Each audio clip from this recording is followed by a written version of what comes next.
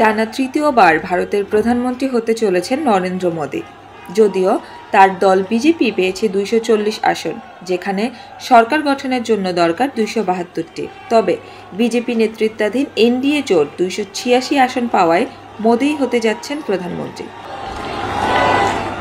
BJP জোটের 286 আসনের বিপরীতে কংগ্রেস জোট পেয়েছে 202 আসন। বিজেপিকে সরকার করতে হলে নির্ভর করতে হবে প্রধানত দুই শরিক নীতিশ কুমারের জেডিইউ ও অন্ধ্রপ্রদেশের চন্দ্রবাবু নাইডুর দল তেলেগু দেশম পার্টির উপর।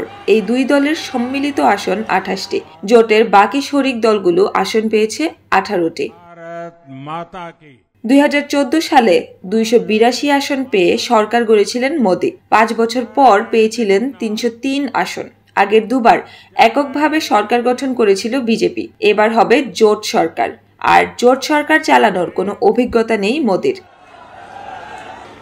স্বাধীন ভারতের প্রথম প্রধানমন্ত্রী জওহরলাল নেহরু টানা 3 বার প্রধানমন্ত্রী হয়েছিলেন, যদিও নেহরুর মতো একক সংখ্যাগরিষ্ঠতা অর্জন করতে ব্যর্থ মোদী। মঙ্গলবার লোকসভা নির্বাচনের ফল ঘোষণা করা হয় ভারতে।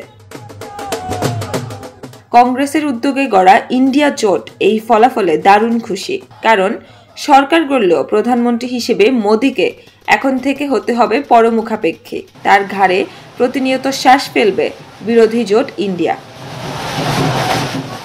মঙ্গলবার কংগ্রেসের দলীয় দপ্তরে সোনিয়া গান্ধী, রাহুল ও প্রিয়াঙ্কাকে পাশে নিয়ে সভাপতি মল্লিকার্জুন খার্গে সংবাদ সম্মেলনে বলেন, এই ফল প্রধানমন্ত্রী নরেন্দ্র মোদীর রাজনৈতিক ও নৈতিক পরাজয়। গোটা নির্বাচনটাই বিজেপি লড়েছিল মোদীর নামে, যাবতীয় গ্যারান্টিও দিয়েছিলেন মোদী। এটা ছিল তার পক্ষে অথবা বিপক্ষের গণভোট। জনতা তার বিরুদ্ধেই মত দিয়েছে।